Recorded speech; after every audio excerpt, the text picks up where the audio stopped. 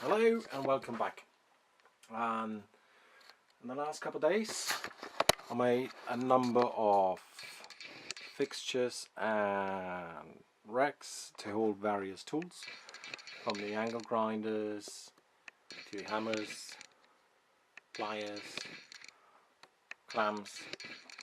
So one thing that is still missing is something to hold my circular saw. Alright, so that's what we're going to do today. Let's do this. I used some white melamine that I still had from a previous project and marked the dimensions of the saw.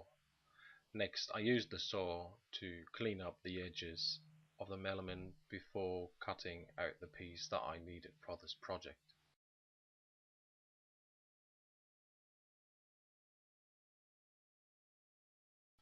To create fences on the sides and on the bottom, I used some aluminum or aluminium stock that I cut to size on the bandsaw. The problem was that the saw left some pretty rough marks that I had to clean up with a file and my disc sander. As you can see here, the disc sander works quite well for this task. However, a file will work as well if you don't have a disc sander. I didn't have a plan when I started this project, so I had to basically come up with something on the fly. I decided on a 30-degree angle that should keep the saw up but make it comfortable to pick it up. As you can see, I used the bandsaw to cut the angle on the base plate, and all the other angles were cut with the hand saw because it was Sunday and I wanted to keep noise as low as possible.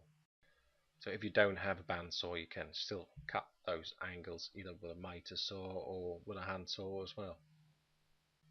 If you're just getting started with making stuff, I highly recommend you get yourself a Japanese pole saw.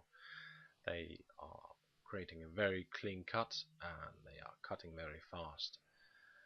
So as you can see, the frame that I'm building is rather simple but should be plenty strong to keep up the saw. Since I didn't plan ahead, I had to make some changes to the bottom fence. I had to create this little cutout and use pliers to pry this little tab out. This little cutout was necessary to fit the frame beneath the base plate.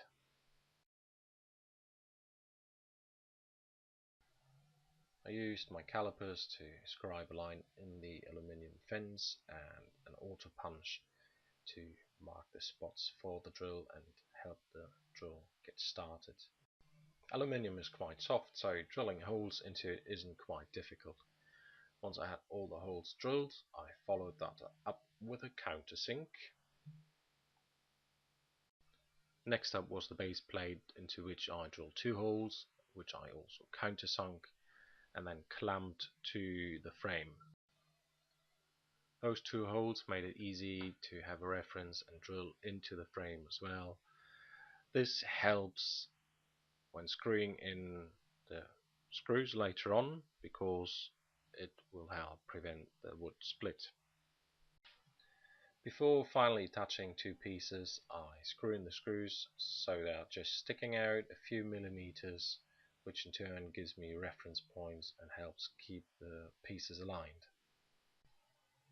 From here on it was straightforward. I just had to attach all pieces and add a French cleat, which is the means of attaching the stand to the tool wall.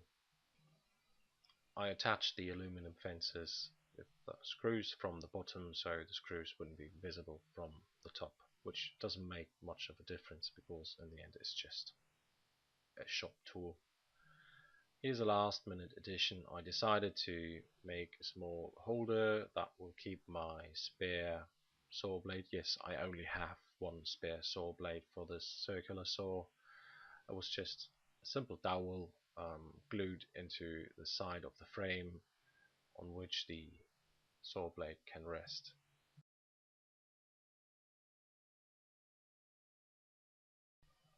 And there you have it. A simple but sturdy tool holder that will keep my saw on the wall and make access quick and easy. If you like this video, please like, share and subscribe. Thank you very much and bye bye.